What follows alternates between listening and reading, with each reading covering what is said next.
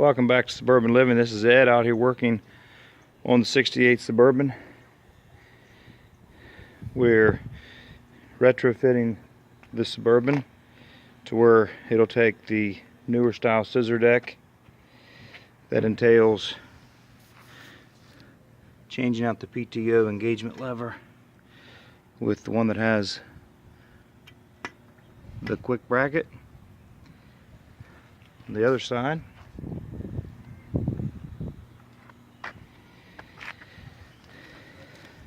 add in this bracket, which just take the two bolts and then taking off the rear and adding this. And so pretty self-explanatory, just bolts and nuts. So I just decided I'd show you part of it. I'm going to go ahead and put the scissor deck on the tractor also as soon as I get these brackets changed. So give me a moment, I'll be back. Okay, got the front piece in. It's probably supposed to be white. Put the back in and we run into a problem. The tire is hitting the bracket. So what are we going to do?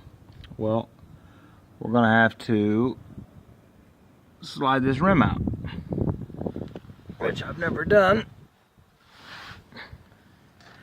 but it doesn't look like it's going to be too hard, but it is going to be a little bit of a nuisance for me. The newer brackets just bolted right on the exact width of the frame, so that's good.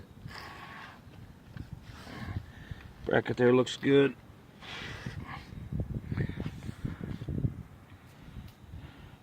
Everything's going to work except that. So, alright, well, stay tuned. I'll see what I can do about that. Okay guys, figured it out. Two bolts on these hubs. Here's a bolt, and then here is a bolt that goes down against the keyway, and it has a nut on it too, like a lock nut. So I loosen this one, loosen the lock nut, and then I screwed out the bolt that has the square head, and then I just got a hold of the tire and just kind of jimmied it out a little bit. Of course I got it jacked up here, and I've got a little bit of clearance now. So stay tuned and I'll show you what we got. Okay, welcome back. Got some clearance there now. Something else I just did, well, there's no deck on it. I went ahead and greased everything underneath, everything to do with the steering, also the front spindles, axle, front rims, etc. I figured it was a good time to get those greased.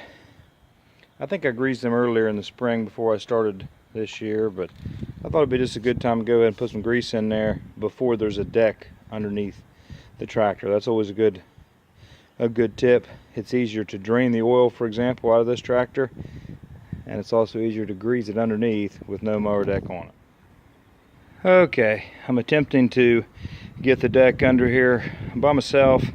I'm on the concrete. Don't really want to scuff the thing all up underneath, so found a piece of plywood, and I'm raising the deck up on this end, sliding it under, and then picking the other end up with my hand and letting it slide on the plywood. It's not the best procedure. The bottom really doesn't matter of the deck. There's two runners. They're going to be all unpainted anyway. The paint's going to be all off of them, but I'm just doing the best I can before I ruin the paint job on the deck I just did. So you may have a better idea if you had a little thing had rollers on it, some kind of moving little platform like sometimes people use for furniture. You might be able to use that. So stay tuned. Okay guys, she's on. Actually went on pretty easy, just to be honest with you. Something I'm a little concerned about. This back bracket is very close to the tread. Now it's not hitting, but it doesn't miss it by much. She looks good on there.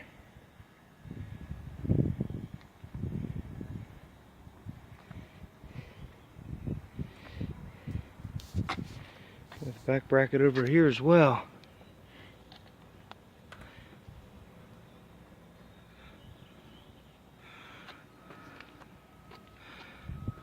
Okay guys, that's it, mission accomplished.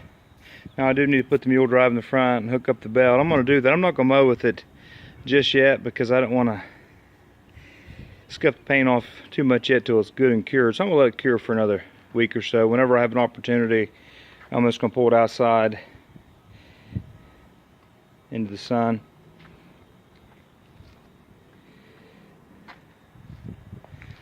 But I'm pretty happy with it. Looks good on the tractor.